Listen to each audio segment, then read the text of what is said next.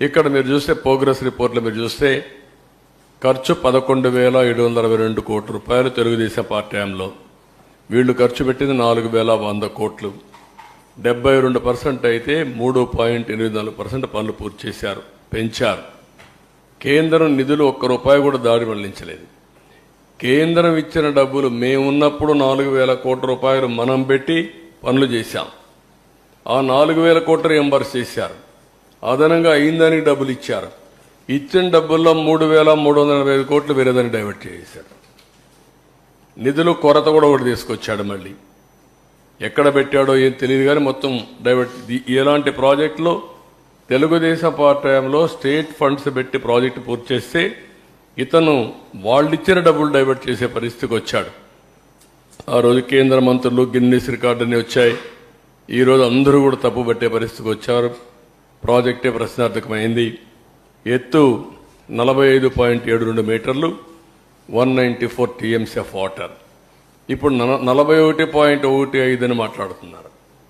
ఇది ఎక్కడుందో నాకైతే అర్థం కాలేదు. ఇది కొత్త వాదన. ఒకవేళ కానీ 41.15 అంటే విభజన చట్టంలో పెట్టింది Polavaram project national project. And at the same time 45.72 metres ఎత్తది. అంచనా 55,545 కోట్ల రూపాయలు ఆమోదం తెలిపారు. ఇప్పుడు ఏమైందో అది కూడా అర్థం కాని పరిస్థితి. ఆ రోజు పర్యాటక కేంద్రంగా ఎవ్రీడే అందరూ చూశారు. ఇప్పుడు ఒక ప్రొహిబిటెడ్ ఏరియాగా తయారైపోయింది. ఆ రోజు 4,144 కోట్ల రూపాయలతో కాల్ నిర్మాణం, ముంపు గ్రామాలకి బాధితులకు అండగా అన్ని చేశాం.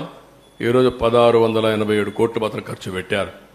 ఇవన్నీ చూసి అక్కడ ఎవరైతే తెలంగాణ నుంచి ముంపుకు గురైన మండలాలన్నీ మేము తెలంగాణకి వెళ్ళిపోతాం, మమ్మల్ని పంపించమనే పరిస్థితికి వచ్చారు. అంటే ఆందోళన కూడా చేసే పరిస్థితికి వచ్చారు. ఇలాంటి చాలా జరిగాయి. నెక్స్ట్, ఇది మీకు ఒక ఐడియాకి 4,908 కోట్ల రూపాయలు ఖర్చు పెట్టి పోలవరానికి మనం ప్రాధాన్యత ఇచ్చాం. వాళ్ళు డబ్బులు ఇవ్వకపోయినా ప్రాజెక్ట్ ఆగకుండా పోయాం. వీళ్ళు వస్తేనే 3,385 కోట్లు వాళ్ళు ఇచ్చిన డబ్బులను డైవర్ట్ చేశారు. That is the difference.